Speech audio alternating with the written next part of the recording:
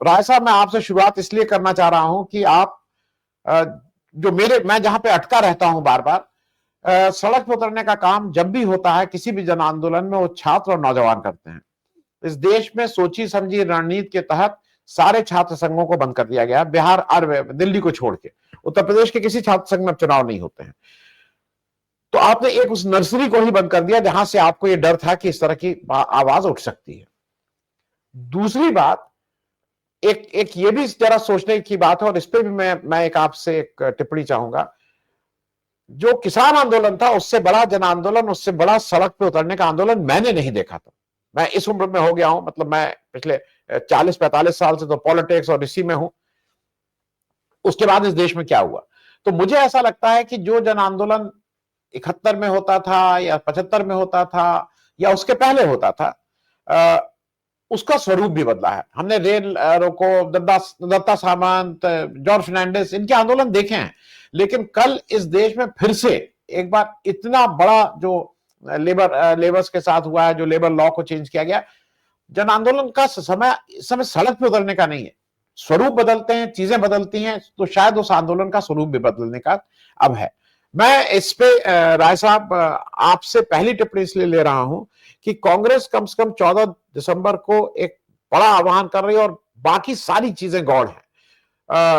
5 करोड़ का शायद टारगेट दी है, गुजरात से भी यात्रा निकलेगी। ये सब करने के बाद मेरे ख्याल में इस देश का कोई भी जो लोकतांत्रिक वैल्यू जिसके पास है, उसको केवल एक और एक ही काम है उसके जिम्मे, कि इस देश के लोकतंत्र को बचाने का काम, और उसका रास्ता एसआईआर उसके सामने सबसे बड़ा इस तरह से खड़ा है कि उसको पूरी तरह से, इसको कहते हैं ना, खत्म करने के लिए खड़ा है। राय साहब,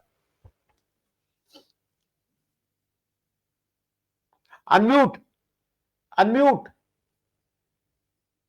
सर, जब आप छात्र और युवा थे तो हिंदुस्तान के ऊपर से गुजरने वाली छात्र आंदोलन के सबसे बड़े तूफान को न सिर्फ देखा बल्कि उसमें शामिल भी रहे होंगे। लोकतंत्र को बचाने की लड़ाई में भी आप शामिल थे, और जब आप किसान की उम्र के हो गए तो आजाद भारत का सबसे बड़ा किसान आंदोलन भी आपके सामने से गुजरा। तो आंदोलनों के प्रवाह आते जाते हैं, लेकिन आंदोलन अगर पिट भी जाता है तो आंदोलन निराशा नहीं पैदा करती। अगर निराशा पैदा की होती तो गुजरात के हॉस्टलों में जो नव निर्माण समिति का आंदोलन था, उसके समाप्त हो जाने के बाद उसके बीज जाकर पटना से नहीं अंकुरित होते।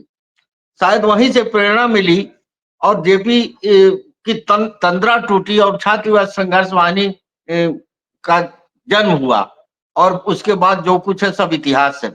आप कह रहे हैं छात्र संघों पर ताला लगा है। आज जिस वक्त हम आपसे बात कर रहे हैं, इलाहाबाद विश्वविद्यालय का जो मुख्य गेट है, लाइब्रेरी गेट, उसके सामने दिशा छात्र संगठन के लोग धरने पर बैठे हैं, और एक बर्बर, अराजक, अशिक्षित किस्म का चीफ प्रॉक्टर ने वहां की एक छात्रा को, जो छात्र नेता दिशा थी, उसको झापड़ों से मारा है, और दलित समाज की लड़की है, उसको जातिगत संबोधन किया। कहीं से कोई प्रतिक्रिया नहीं आ रही है समाज से। छात्र आंदोलन में इतनी ऐसी घटनाएं जो है वो एक बहुत बड़े विस्फोट का काम करती है। लेकिन फिर भी हम उम्मीद से हैं कि आंदोलन, अगर जैसे लोग कह रहे हैं बिहार में एसआईआर कोई मुद्दा नहीं था, ये वो लोग हैं कि वो बिहार के उस सारे लोकतांत्रिक प्रयासों को, जो पॉलिटिकल मोबिलाइजेशन है, उसको बिल्कुल निगेट करके देखना चाहते हैं। अगर ऐसा ही होता तो 1857 की लड़ाई हम हार गए थे। इतनी बेशकीमती कुर्बानियों के बाद भी फांसियों पर, इलाहाबाद से दिल्ली तक, बनारस से इलाहाबाद तक कोई ऐसा पेड़ नहीं था जिसपे एक किसान को लटकाया न गया हो।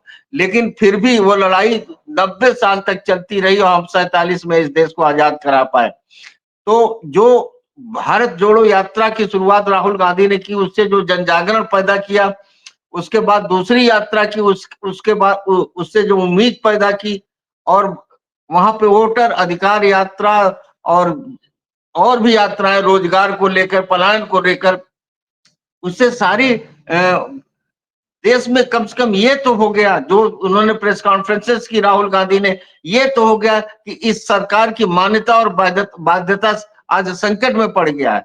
लोग कह रहे हैं कि ये फर्जी सरकार है।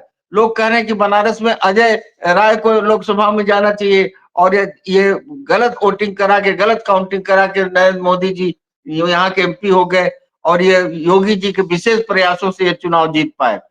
आज बिहार के चुनाव परिणाम हंसी मजाक के पात्र बन गए। एक ही जैसे वोट कई कई कॉन्स्टिट्यूएंसीज में है। आप सोचिए कि जहां पर से कितने बार से ये पप्पू यादव लड़ रहे थे, 7 सीट पर मधुबनी के भाजपा का कब्जा हो गया। वही हाल और इलाकों पर, और जिस तरह शपथ ग्रहण समारोह हुआ, जिस तरह से पैर पर गिरने जा रहे थे हमारे नीतीश बाबू मोदी जी के, और जिस तरह गृह मंत्रालय से लेकर स्पीकर के पद छीन लिए गए, पूरा का पूरा लोकतंत्र का एक प्रहसन चल रहा है पूरे बिहार में। ऐसे समय में अगर कोई एक राष्ट्रीय पहलकदमी अगर राहुल गांधी ले रहे हैं, तो इसका मतलब है कि वो जो उनकी मां के खिलाफ सन 74 में हुआ था, इंदिरा निरंकुशता जिसको कहा गया, जिसमें गफूर का शासन उखाड़ के फेंक दिया बिहार के नौजवानों ने, और जिसकी झलक हिंदुस्तान के चारों सरहद को तीनों तरफ से मिल रही है। मुझे बिल्कुल उम्मीद है इस देश से कि इस देश में वो कुछ नहीं हुआ जो नेपाल में हुआ, बांग्लादेश में हुआ, या फिर ये श्रीलंका में हुआ। लेकिन ये जो राष्ट्रीय जागरण का मौका मिला है राहुल गांधी को, जिसका ऐसा दुरुपयोग कर रहे हैं, आप जरा सा देखिए। कल अगर आपने देखा होगा ममता दीदी का तेवर, ममता में जो आक्रामकता है, ममता में जो इस एसआईआर के जुल्म से लड़ने का जो जोश है, वो कहीं न कहीं उसके पीछे तमाम राजनीतिक पार्टियां, इंडिया गठबंधन हो, चाहे हमारे उत्तर प्रदेश का जो एक नया गठबंधन है, वो उससे उनका विश्वास जगा। उनको लग गया कि मुझे अगर घेर के मारा जाएगा तो मेरे पक्ष में लखनऊ से आवाज उठेगी, चेन्नई से उठेगी, पटना से उठेगी, दिल्ली से उठेगी। आज नेपाल देखिए, राज ठाकरे और आदित्य ठाकरे और उद्धव ठाकरे, ये सारे पार्टियां मिलकर महाराष्ट्र में चुनाव की धांधली को उन्होंने मुद्दा बनाने की कोशिश किया है। तो इस समय में जब ट्रेड यूनियन खामोश है, जब छात्र संघों पर ताले पड़े हुए हैं, इस समय में जब कारपोरेट ने हमारे चेतना को, हमारे राजनीतिक प्रतिरोध की क्षमता को बिल्कुल कुंद कर दिया है, हमको खरीद के बेच के हमको तिजोरियों में कैद कर लिया इस देश के लोकतंत्र को। अब वो जॉर्ज फर्नांडिस कहाँ से खोजें, वो मधुलिमय कहाँ से आप पाइएगा, किशन पटनायक कहाँ मिलेंगे? सारे के सारे नेता जो समाजवादी आंदोलन के थे, कोई भाजपा का संयोजक बन गया, कोई भाजपा में शामिल हो गया, कोई सरकार का समर्थक बन गया, कोई उनके साथ गठजोड़ करके मंत्री चला रहा है, और वामपंथी राजनीति भी अपनी आंतरिक कमजोरियों के कारण पीछे बैक फुट पे है। तो केवल किसानों ने जो उम्मीद जगाई है, उसके बाद एकमात्र उम्मीद राहुल गांधी के जरिए हमको दिखाई पड़ रहा है। इसलिए मुझे बहुत, हम सारे लोगों को बहुत ध्यान से इस बात को देखना चाहिए कि रामलीला मैदान जो इतिहास बदलता है, पिछली बार तो एक बहुत बड़े एक सातिर आदमी के हाथ में पूरे देश को डाल दिया गया, एक ऐसा महात्मा जो आरएसएस के हाथ में पूरी की पूरी राजनीति कर रहे थे, जो मनमोहन सिंह को कटघरे में डाला, जिसमें सारे मुद्दे उनके खिलाफ साबित नहीं हुई, लेकिन मनमोहन सिंह की सरकार चली गई और उनकी जगह पर एक ऐसी सरकार आ गई जिसने सारी संस्थाओं को ही गिरवी बना के रख लिया। तो मैं समझता हूं कि ये छात्र संघों में भले ताला बंद हो, लेकिन नौजवानों की जुबान पे नहीं ताला बंद है। छात्र नौजवान जिस तरह से लखनऊ की सड़कों पे कूच करते हैं, जिस तरह से इलाहाबाद, गोरखपुर, बनारस, मेरठ, कानपुर में छात्र आंदोलन होते हैं, भिड़ंत होती है लड़कों की। अभी कमीशन में, उत्तर प्रदेश के पब्लिक सर्विस कमीशन में 20,000 लड़के थे, जिसमें 8,000 लड़कियां थी, और मोहल्लों से उनके खाने आ रहे थे। एक अजीब तरह का जन आंदोलन का माहौल बना हुआ था। तो ये धरती सोई नहीं है, ये युवा पीढ़ी सोई नहीं है। हम छात्र संघों को पुनः वापस ले लेंगे। हम उन विधानसभाओं और संसदों को जो फर्जी वोटों से सरकारें बनी, उनको पुनः वापस ले लेंगे अगर राहुल गांधी और देश के सभी राजनीतिक पार्टियां और सारे ट्रेड यूनियन, किसान आंदोलन एक मत हो जाएं।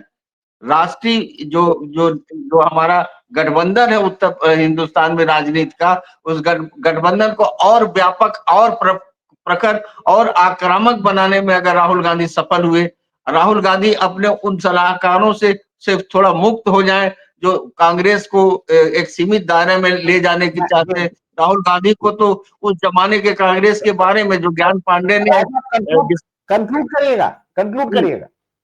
तो मैं बहुत आशावादी हूं और मैं इसमें बहुत कुछ देख रहा हूं जो भारत को बदलने के लिए आगे काम आएगा जो